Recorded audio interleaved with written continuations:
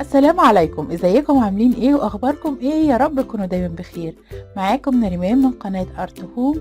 النهاردة هنعمل مع بعض فيديو جديد، بس قبل ما نبدأ الفيديو ياريت لو تعملوا لايك وشير للفيديو، ولو انتم مش مشتركين في القناة اشتركوا معايا في القناة وفعلوا زر الجرس على الكل عشان يوصل لكم مني كل جديد. هنبدأ مع بعض الفيديو. السلام عليكم، ازيكم عاملين ايه واخباركم ايه؟ يا رب تكونوا دايما بخير. النهارده هنعمل مع بعض فيديو جديد سريع كده. لو عندنا علب اللي هي علب الكريم دي هنستخدمها. هجيب العلبه وهبدا هشيل الورقه اللي عليها، هبدا هشيل الجزء كمان اللي تحت بنفك، وهفك الجزء اللي تحت وهيبقى عندي بالشكل ده كده. الوقت اللي انا هعمله عايزه 3 ازايز من ازايز البرفان، او هنا دي عندي ازايز مسك. هجيب الخيط الخيش وهبدا ان انا الف عليها بالخيط الخيش. بس هلف ازاي؟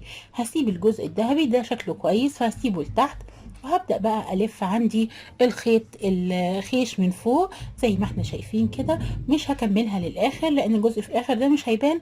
أنا عايزة بس الجزء اللي في نص الإزازة، يعني تلتها كده اهو، بس من الجزء الذهبي لتلت الإزازة من فوق. وهبدأ إن أنا أغلفهم كلهم زي ما احنا شايفينهم كده.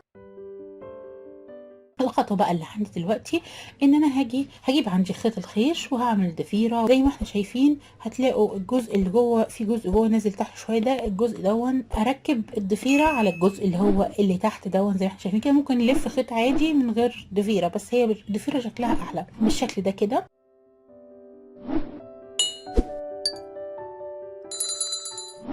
هركن دي دلوقتي، واللي هعمله دلوقتي الخطوة اللي عندي ان انا هجيب كرتون، قطعة من الكرتون، وهبدأ ان انا اشيل الجزء اللي فوق. ممكن نشيله عادي زي ما انا كنت وريتكم قبل كده، او ممكن نرش عليه مية او بقماشة مندية كده، ونبدأ ان احنا نفكه وهيتفك على طول وهيبقى كويس. هجيب جزء كده اهو بتاع 10 سنتي زي ما احنا شايفين كده اهو، وهبدأ ان انا هاخد المقاس بتاع العلبة من فوق القطر بتاعها، وهبدأ هقص الكرتون على قدها زي ما احنا شايفين كده، وهاجي هنا وهبدأ ادهن الكرتون. هدهنه باللون الذهبي ده، دي الوان ذهبي مائي بتجاب من عند بتاع الحداد والبيات، موفر جدا وحجمه كبير وبيكفي شغل كتير، وعملنا منه شغل كتير قبل كده. بقت عندي بالشكل ده. هبدأ بقى الزقها على الجزء اللي عندي من العلبة اللي فوق دون. هحط شمع وابدا الزقها لزق عادي خالص، وهلزق الجزء اللي في الجنب. خلاص خلصت. هجيب الخيط الخيش واعمله ضفيره، او لو مش حابين ان احنا نعمل ضفيره وعايزين نسهل على نفسنا، بنبدا نلف الخيط الخيش حوالين العلبه كلها من تحت لغايه فوق لغايه عند الكرتون، وهنبدا نداري الجزء اللي هو على اول الكرتون من تحت.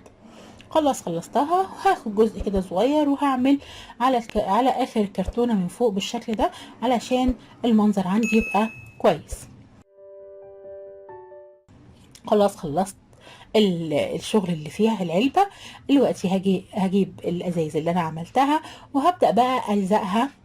هحط شمع في الاجزاء اللي هم ال3 اجزاء اللي عندي بالشكل ده كده، وهبدا ان انا احط فيهم الازايز. هنحط من ناحيه الازاز عشان احنا عايزين الدهب دون يبقى هي دي القاعده او اللي هي الرجل بتاعت الحاجه اللي عندي، شكلها جميل جدا.